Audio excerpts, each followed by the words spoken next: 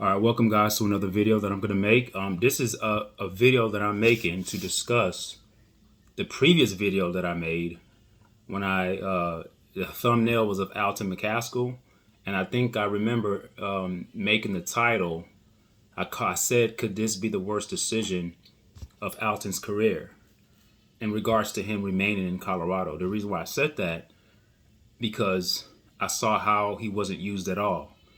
When you have an immense talent like that and you don't use it, it's in my position as a neutral person, not a Prime lover or Alton lover, a person that stands on the moral projection of doing what's right by a person. Coach Prime has his career. He's getting paid millions. Alton is trying to build his career. So I'm going to be looking out on the side of the person that's trying to build.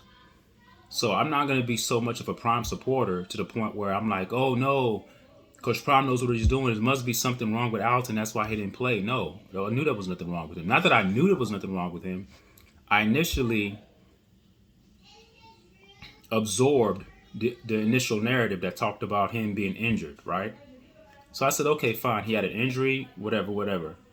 But then as the season continued to progress, I'm like, hold on. If he's dressed up, if he's getting a couple of touches in the game, obviously he's good to go. How long does it take for a person to get off of an injury?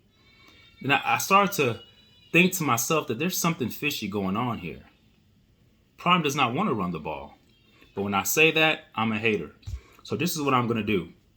I'm going to put everything in context. I'm going to read what a commenter on the thread said. I'm going to read my response to him. And then I'm going to read Alton's mother's response to what the initial guy said. Because before I spoke to Alton's mom on the thread, I was already under the impression that Alton was ready. I was already under the impression that he just was not being used. For whatever reason, I don't know. So, I'm going to start now.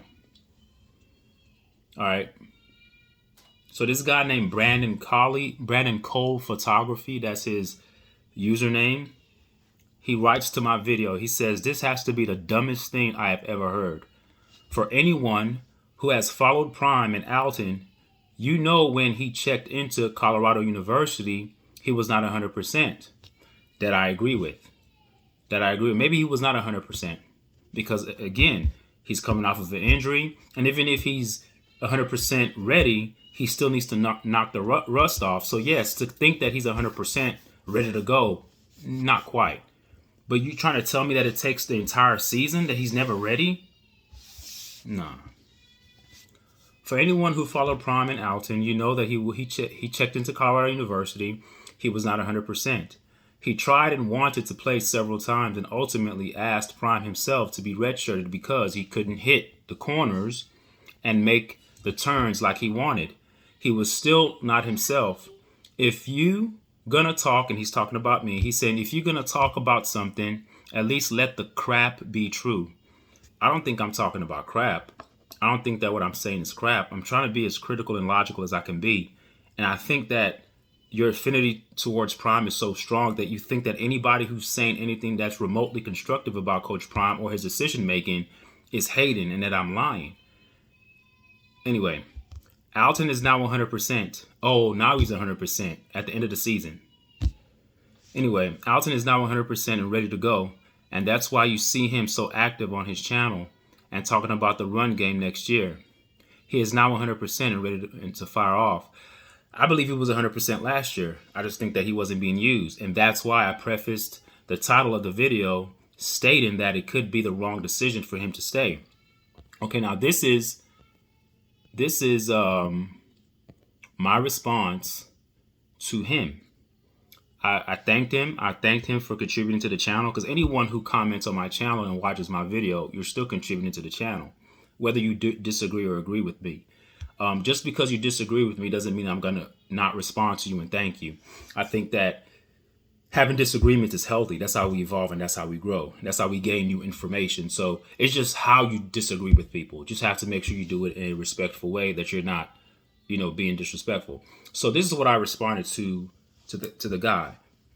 that initially posted, and his profile name is Brandon Cole Photography, at Brandon Cole Photography. So this is what I stated. I said, "Thank you for contributing to the channel, Brandon." And then I said, okay. I said, "In due time, you will see that I'm right. The mother doesn't agree with your narrative either. The mother stated on my thread that her son was not injured when he came to Colorado University. The redshirt decision was a decision to allow Alton to keep an extra year of eligibility. His first year with Prime was a waste. The only way to salvage the lost season was to redshirt." Now, that was my take. Now, this is the mother coming behind what I just said, responding to Brandon Cole Photography. She says, "Alton wasn't 100% due to the fact that he had not played in a game in a year." So that's where the rust comes from. The terms of the rehab and being physically ready to go, and the narrative that he couldn't hit corners, that's not true. If you give him in-game reps and you let him play, he can knock the rust off. The thing is, if you have a coach that does not believe in the run in his heart of hearts, in his essence, in his core philosophy of the football team, because his son is the quarterback, he doesn't have a strong urge to run the ball. So if he sees any sign of weakness in a running back, then that's going to be Coach Prime's excuse not to even use you at all. But if you understand the kind of runner that Alton McCaskill is, you would understand that he's a guy that needs more touches. The more touches he gets, the more devastating he becomes. He's the running back that you don't want to see in the fourth quarter once he's already revved up his engine for first quarter, second, third quarter. And then in the fourth quarter, you're like, oh my God, he's still here? Yes, he's still here. He gets stronger as the game goes along. You can't give him 1 or 2 carries here and there and then sit him out for the rest of the game and expect him to come back stronger next game. That's inconsistent. So Coach Prime did not believe in the run. What Coach Prime believed in was his son, which is why he predicated the offense to be 95% pass and did not commit to the run. He was dead on to commit to passing, regardless of how successful or lack thereof the passing game was. He was going to pass regardless, but he did not have the same energy and commitment towards the run. So when the mother says here that he wasn't 100% to begin the year, of course he's not. You have a guy who was injured. He's coming off of injury. He hadn't played in a year. Of course he's not 100%. Not because he's still injured. He needs to knock the rust off and get back into playing. Because see, when you're playing football, it's a muscle memory sport. Those what do you call those fine twitch fibers? I forgot what you call them. Like those quick twitch fibers. Like you need in-game physicality and practice physicality are two different things. In-game speed and practice speed are two different things. Alton was getting the practice stuff. He needed the game stuff to get going. He didn't get the opportunity to. So the mother here says that Alton wasn't 100% due to the fact that he did not play in a game in a year. Just like an old rusty squeaky door hinge. Once it's oiled up and used often, the rusty squeak is gone. There you go. You have to use them. Alto, the mother says, needed some oil to get his engine going. The oil is consistent reps.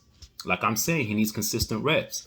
And if you look at Alton McCaskill's stats for the year, he had positive yardage. Like if you took collectively all his stats for the year, I know it's a small sample size because he was barely used. His average yards per run are pretty good for a guy who got limited touches. So imagine if you exponentialize the rushing attempts. Imagine how greater of a team you would have, Coach Prime, if you actually utilize the run. And I'm getting tired of the narrative that, the offensive line, they couldn't block somebody made a comment which lets me know the ignorance of their football acumen. This is what they said. They said, if the offensive line can't block for 3 seconds for Shador to pass the ball, what makes you think they could block for the run? Again, sir, when you're talking about run blocking and pass blocking, those are two different dynamics. In terms of pass blocking, there's more skill that's involved. When you're talking about run blocking, all you need is brute strength to push people back. See, there's a difference when people are rushing you and you have to hold them up with your hands and feet and technique to shift them around to make sure they don't get at your quarterback.